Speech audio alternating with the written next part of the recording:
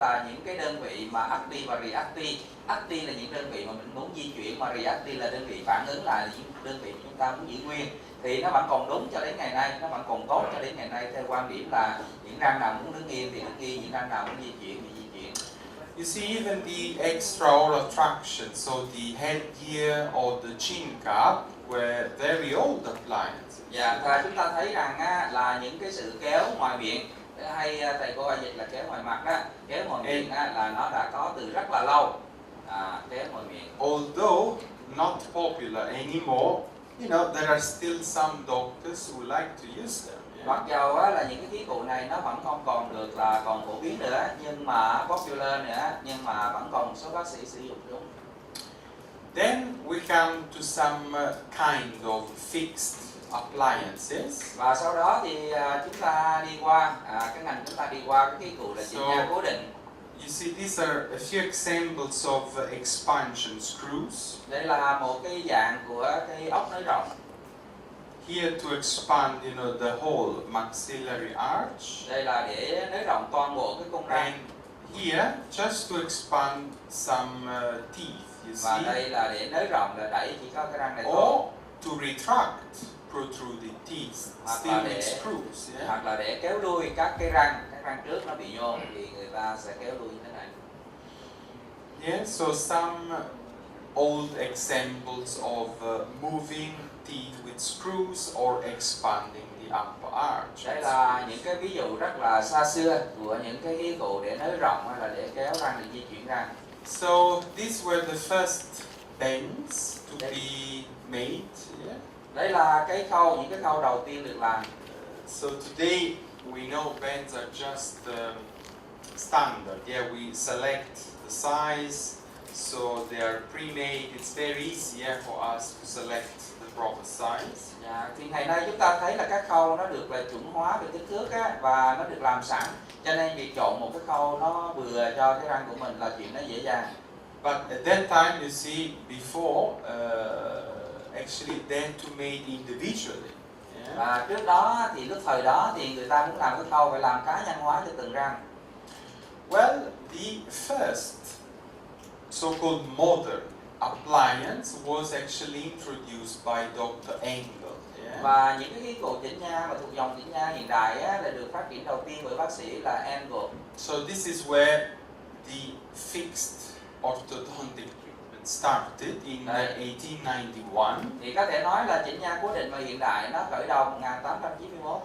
And it was called the E-arch or expansion arch. Đây là cái cung người ta gọi là cung E-arch, tức là expansion arch mà So, E này E-arch. you see there was the anchorage, like a very, very stiff wire with some expansion screws running buccally.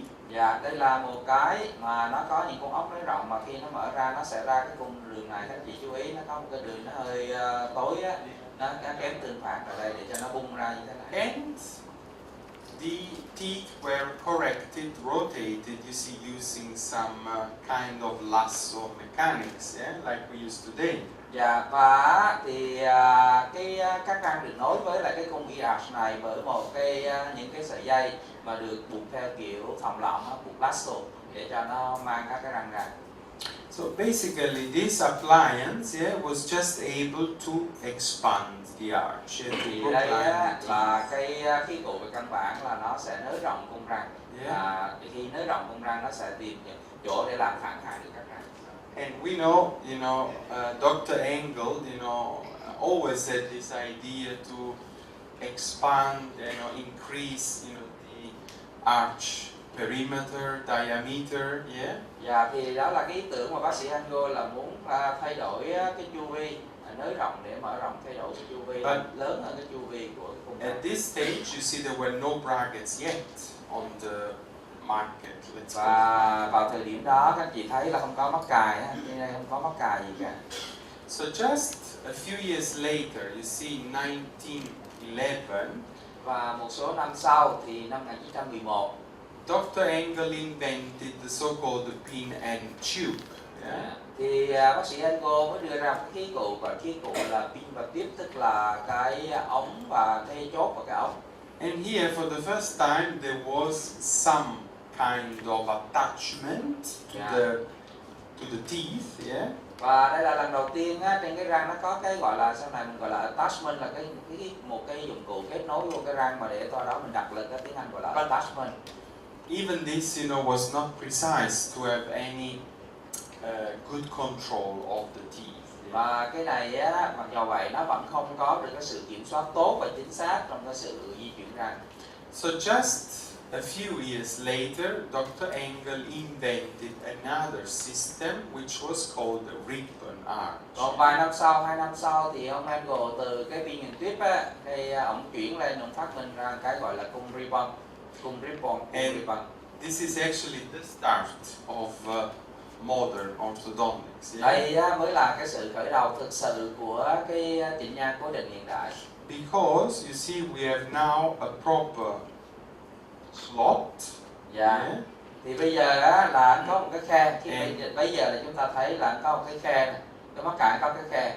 A wire which is running inside every slot. Và một cái sợi dây á, nó được chạy vào trong cái khe. Even today we use in some techniques the so-called ribbon method or technique. Yeah, meaning the wire is actually engaged vertically into the slot. Ở đây vẫn còn có những cái trường phái mà họ dùng cái chỉnh nha với cái nguyên tắc này, tức là cái khe mắt cài của họ để đặt cái dây cung vô phải đặt theo chiều đứng. So we have to admit that many techniques, especially lingual technique, went back to the ribbon philosophy.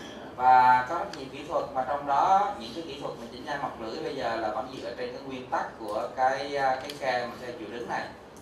Tức là đây các chị ta muốn đưa dây này là đưa đây vô, đưa đây rồi đẩy lên cái. Yeah, the system or the technique, the philosophy that became the most popular around the world was the so-called edge vise. Và cái kỹ thuật mà bây giờ rất là phổ biến trên thế giới là kỹ thuật là edge vise. Edge vise là không phải là tên riêng anh chị ạ, tức là edge vise là tên chung nhưng mà dịch khó quá để ghi chữ edge vise. So here again we have a slot. Dạ bây giờ là có một cái khe cho từng răng. And the wire now is actually horizontal.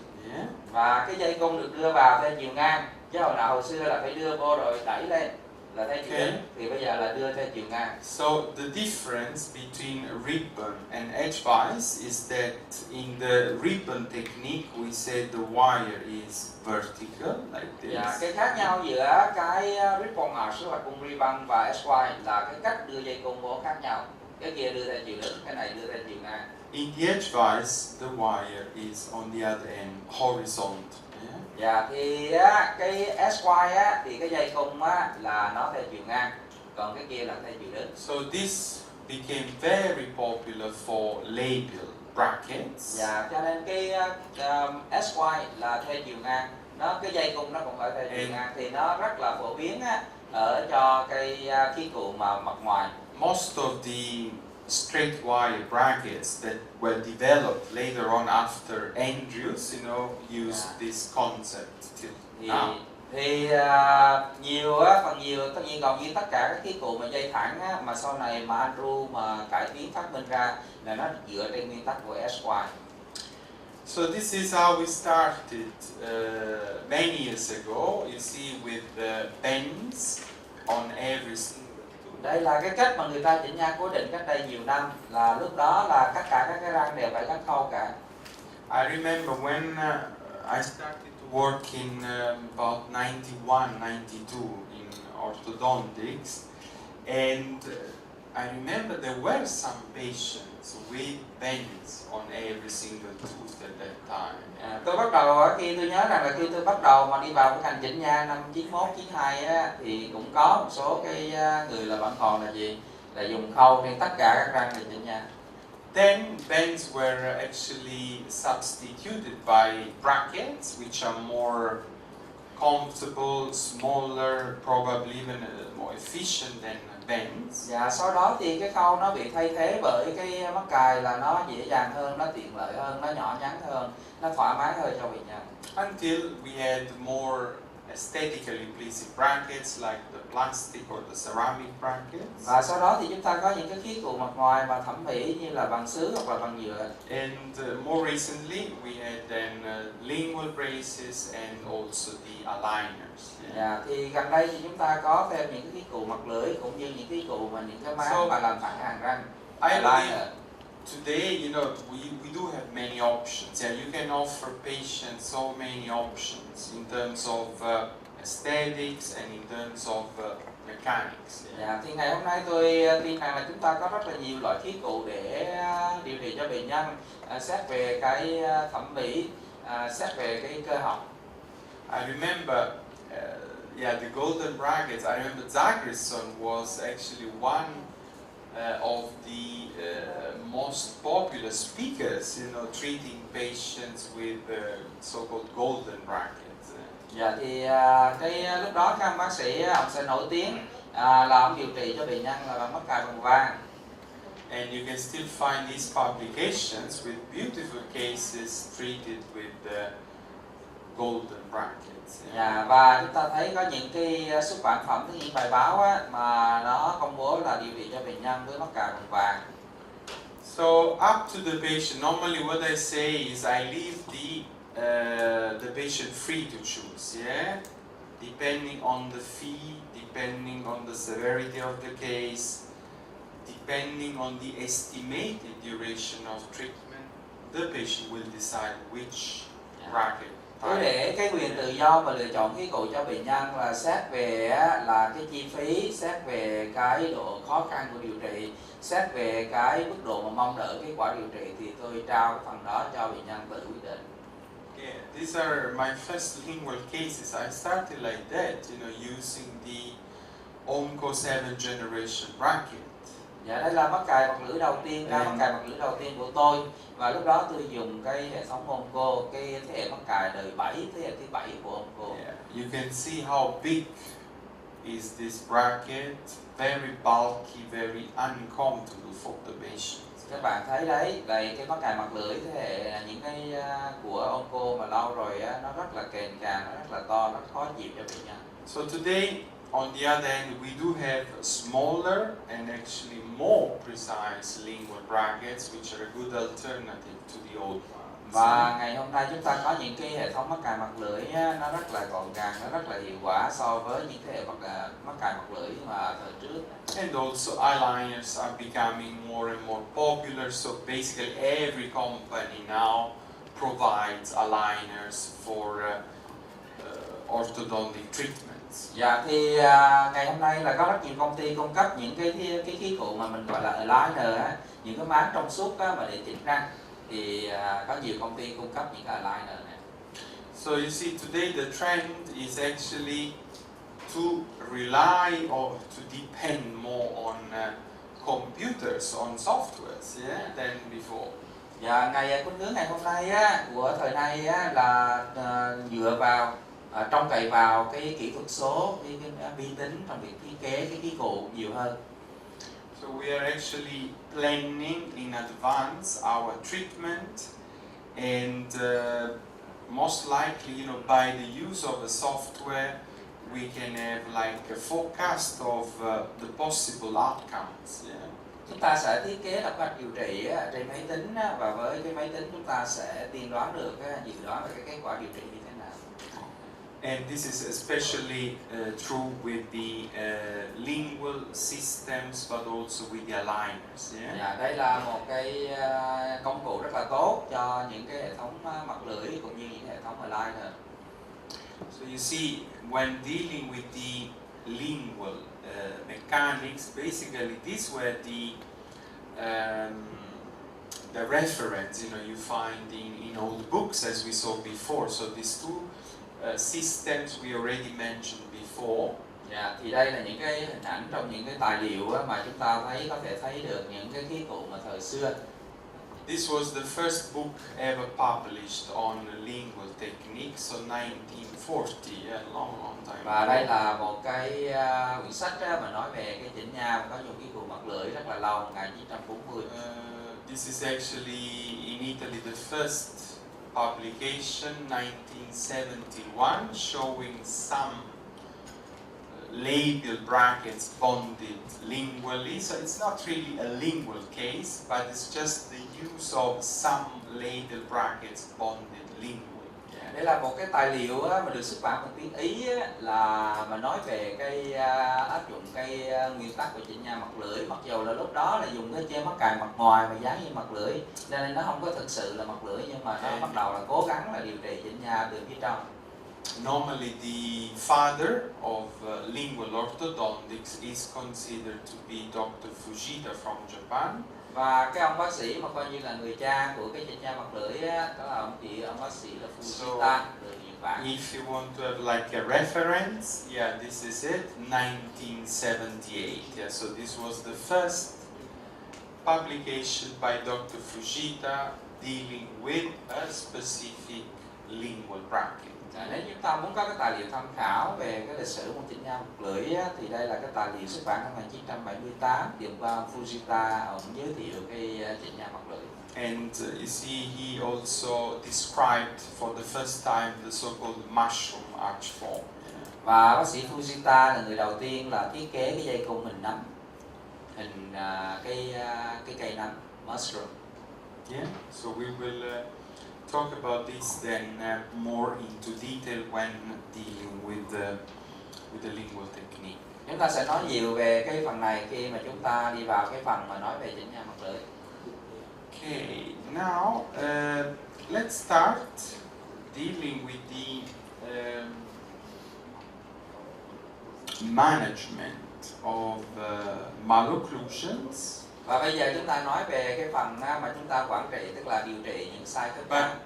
I think first we must know what is physiologic, yeah, and what is pathologic. Thì đầu tiên chúng ta cần phải biết được cái sinh lý và cái bệnh lý. So we will start with very young patients in Ta bắt đầu với bệnh nhân rất là trẻ primary dentition. Yeah. ở cái bộ răng sữa. So this is probably the youngest age patients might see us. Yeah. Thank you. Đây là một bệnh nhân trẻ tuổi.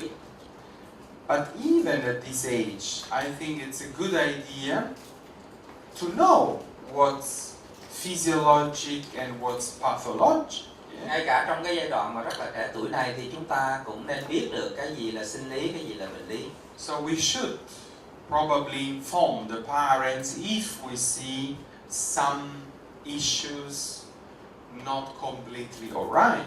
Yeah? Và chúng ta cũng nên biết được cái đó để chúng ta có thể nhìn ra được những cái vấn đề mà lúc đó nó chưa thể hiện ra, nó chưa phơi bày ra, nó chưa lộ ra. Yes, so we will now briefly look at the relationship, of the basal bones and also the development of the primary dentition. Và chúng ta muốn biết về cái tương quan của cái xương nền mà trước khi các răng mọc ra, cũng như là muốn biết về sự phát triển của cái bộ răng sữa.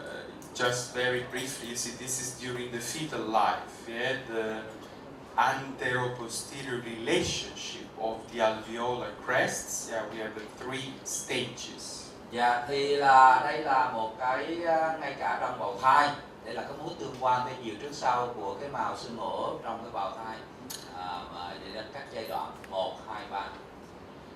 Okay, and actually there is a second stage when the mandible is growing more than, or let's say the lower crest is growing more than the upper crest. Dạ, trong cái giai đoạn 2 thì cái crest cái mào xương cho ở hàm dưới thì nó lại tăng trưởng là nhiều hơn hàm trên. This is due to the pushing effect of the tongue. Yeah? Đó là do cái hiệu ứng mà lún xuống của cái lưỡi. But normally, at least in Europe, most of the newborns will be kind of retruded chin. Yeah, they will be most of them kind of class 2 malocclusions. Thì ở Âu Châu thì chúng ta thấy là phần nhiều là có cái hàm dưới nó lùi, cho nên nó thuộc cái loại hàm 2. So we don't have to worry. I mean, if we see our baby with a terrible clutch too, almost without any chin. Yeah, Dạ, that's pretty thì normal. là chúng ta đừng có lo lắng khi mà đứa trẻ nó mới ra đời nó có cái hàm dưới, cái cằm nó lùi rất là nhiều thì cũng không có lo. So yeah, this is what we have to remember. Before birth, we say we have some degree of progenism. This Yeah. one. Yeah. Thì cho nên trước khi sinh thì chúng ta thấy có một số cái tình trạng là nó vô cái cằm ra trước, tiếng Anh gọi là progenesis. And then at birth, we will see we are dealing with some vertical and buccolingual occlusion. Yeah, so that's the only thing we can check, of course. Yes. Và lúc sinh thì chúng ta có thể là làm việc có thể kiểm tra với cái khớp cắn theo chiều đứng cũng như cái khớp cắn theo chiều ngoài trong. And very typically, as I said, the mandible is so distal, yeah, compared to the upper jaw. Yeah. Và lúc sinh ra thì thông thường các xương hàm dưới nó nằm rất là nhiều về phía xa so với xương hàm trên, tức là xương hàm dưới nó lùi rất là sâu rất là nhiều. This is actually Eduardo. This is my first boy. Yeah. Đây là cái hình ảnh của cậu bé, And, cậu con trai đầu tiên của tôi đây. I remember when he was born, we were shocked, like, my God, he needs really functional treatment. Terrible class 2, you know, no chin. Dạ, thì khi mà đẻ ra tôi chụp cái hình này tôi kêu là cho như vậy là cái cằm này nó lùi rồi, chắc là sau này phải chỉnh nha chức năng thôi, tức là phải chỉnh nha can thiệp cho bé này thôi. We say he will need orthogonalic surgery, yeah, because he was a terrible class 2 at birth. Dạ, như vậy thì chúng ta thấy nếu như mà chúng ta nhìn với cái quan điểm như người lớn thì cái ca này chắc là phải phẫu thuật cắt cằm thôi, sau này cắt a few years ago, I mean, just joking, he was playing Elvis here. Dạ, thì lớn lên thì nó như thế này, nó đang bắt chước theo Elvis Presley đó. Chin is quite prominent. Yeah. Dạ, thì cái cằm là khá vô. And yeah, this is just still young, about 3-4 years ago. Yeah. Đây là 3-4 năm, cách đây 3-4 năm. But he does have now a very important chin. Yeah. Dạ, nhưng mà bây giờ là có cái cằm là nó cũng là nổi bật rồi, nó cũng là quan trọng, tức là nó đã phát triển nhiều. Didn't have any functional treatment, so just spontaneous growth of the chin. Không có một cái điều trị chức năng gì cả, chỉ là sự tăng trưởng tự phát tự nhiên của. So at birth, you know, we have to evaluate the buccolingual occlusion. Dạ, thì vào lúc sinh ra mình phải kiểm tra cái khớp cắn giữa cái khớp cắn theo chiều ngoài trong. The relationship we might see onto the lateral sides. Yeah? Và cái mối tương quan mà chúng ta phải kiểm tra ở phía bên các răng sau. This is pretty much what we will expect later on, meaning the upper alveolar processes are buccal, so they are wider, yeah, compared to the lower. Đây là cái khớp cắn ở phía bên mà cái mà điều chúng ta muốn nhìn thấy ở đứa trẻ mà ở mới sinh ra, đó là cái mộn xương mổ hàm trên nó phải nằm về phía ngoài so với mộn xương mổ hàm dưới, có nghĩa là kích thước hàm trên nó phải rộng hơn kích thước hàm dưới. It's just like the future, yeah. So meaning the top should be wider than the bottom, yeah. Cũng giống như trong cái bộ răng mà sau khi mà tăng trưởng thành thì là chúng ta muốn thấy là cái hàm trên nó phải nằm ngoài cái hàm dưới. Completely physiologic at birth. Đó là cái điều là rất là sinh lý ở cái lúc sinh ra. Anteriorly, so if we look at the anterior area, yeah. Yeah, nếu chúng ta nhìn vào cái vùng phía trước, we can have just a flat occlusion. Và chúng ta sẽ có thể thấy đó là một cái khớp cắn rất là phẳng. I will show you a few drawings. Yeah. Or we can have occlusion like a box. Yeah. Chúng ta sẽ có cái khớp cắn nó giống như là một cái nắp hộp, nắp hộp. So these are quite common, quite normal. Yeah. Điều này rất là phổ biến, rất là thường gặp. So you might, from these two kind of aspects at birth, thì là take some future consequences. Thì chúng ta có thể thấy được thì cái này đối chiếu với lại những cái quan điểm trong tương lai, tức là cái khớp cắn trong tương lai. For example, here you might expect maybe some degree of deep bite later on, but it's not set completely. Yeah. Dạ, thì có thể là trong tương lai nó sẽ thành một cái cắn sau. But they are both quite common, quite normal. Yeah. Nhưng mà cái này thường là cái bình thường, như vậy là bình thường. Giống như nắp hộp, thì cái trên nó phải làm rộng hơn cái dưới thì But- không có đẩy cái hộp được. Even at birth, a skeletal anomaly could influence, the future incisal relationship. Và vào lúc sinh ra có thể có những cái bất thường về xương có thể là ảnh hưởng đến cái tương quan răng cửa trong tương lai. So, in the anterior sector, yeah, Ở cái phân đoạn phía trước cùng phía if dưới, we see an edge-to-edge occlusion, nếu chúng ta thấy cái cắn á, theo kiểu là đối đầu, so it's not flat, it's not this kind of box cover, nó but không có it's phẳng mà edge nó to lại edge. là nó không có theo cái kiểu nắp hộp. Phẳng tức là ngang nhau, phẳng Well, ở trên dưới ngang nhau, this và could nắp hộp thì ở indicate trên phải trùm ra dưới để chúng ta không thấy được cái đó. some Yeah. progenism, so some class 3 tendency Dạ, later on. và chúng ta có một cái khớp cắn theo kiểu đối đầu á, thì nó cho thấy rằng là cái khuynh hướng mà nhô cái cầm ra trước của thai ở thời kỳ thai kỳ á, nó sẽ vẫn có thể tiếp tục kéo dài dai dẳng và nó gây ra tình trạng bệnh lý là tình trạng là lệch lạc về sau. And vertically, these two crests are normally in contact or they're separated by a small space. Dạ, và ở vùng phía trước á, có thể là cái màu xương á, là nó tiếp xúc nhau hay là nó có thể tách rời. Với cái khoảng tách rời đó có thể là biến thiên, biến động, có tách ít tách nhiều, variable. So, if we have some space between the alveolar crests at birth, well, at 3 years normally we do have a correct incisal relationship. Nếu như vào lúc sinh ra chúng ta thấy có giữa cái màu xương ổ trên với màu xương ổ dưới mà nó cách nhau một cái khoảng á, thì vào 3 tuổi á, thì mình sẽ có một cái khớp cắn ở cái vùng răng cửa đúng.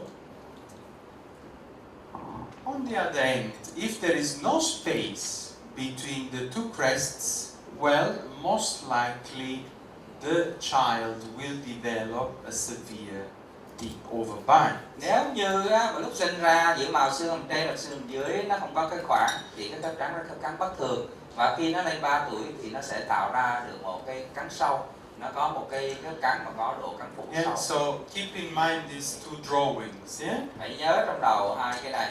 You see we have the vertical anterior, let's say, relationship between the two crests at Yeah. birth, yeah? Và đây là cái tương quan giữa hai cái màu xương ổ á, ở hàm trên hàm dưới. Lúc đó làm gì có răng, chỉ có màu xương ổ thôi, mà nó cắn lại một vùng phía trước á, là nó hở thì là hình A. So if there is a tiny space, this is very good, very physiologic. Đó, nếu như mà nó có cái hở chừng này á, rất tốt, rất là So, sinh lý. at 3 years of age, the child should have a normal overbite. Và lớp 3 tuổi thì bệnh nhân có một cái độ cắn phủ bình thường. On the contrary, if there is no space at all, as you see here, Và ngược lại, nếu như chúng ta không thấy có khe hở như cái hình bên, well, this is an indicator that at 3 years, most likely the child might have a severe debite. đây là một cái chỉ dấu cho thấy rằng rất có nhiều khả năng khi đứa bé nó vào 3 tuổi thì nó có một cái cắn có cái độ cắn phủ sâu, tức là cái cắn sâu. Cái cắn sâu ở bộ răng sữa. Yeah, just quickly, this when we evaluate on the other hand the occlusal views of the two crests, yeah, Đó là chúng ta đánh giá cái tương quan về khớp cắn giữa hai cái màu xương. well, they look pretty much like the future development. Yeah, so you see, this is the maxillary arch. Yeah, Và khi chúng ta xem như trong cái sự phát triển trong tương lai it's thì đây là cái cung răng hàm trên. divided in like 10 segments, which are the corresponding teeth erupting. Yeah. Và cái cung hàm trên nó chia ra thành 10 đoạn và mỗi đoạn nó tương ứng với các răng. 10 cái đoạn tương ứng với 10 cái răng sữa. And this is like more like a horseshoe. Yeah. Và lúc đó cái xương hàm trên nó giống như cái móng ngựa. Whereas if we look at the mandible, you see it's more like a U-shaped. Yeah. Dạ, thì trong khi đó chúng ta nhìn cái hàm dưới nó giống như hình chữ U. But even here you can see the 10 segments that correspond to the future teeth. Dạ, thì chúng ta sẽ thấy đây là có thành 10 đoạn tương ứng với 10 cây răng trong tương lai. Well,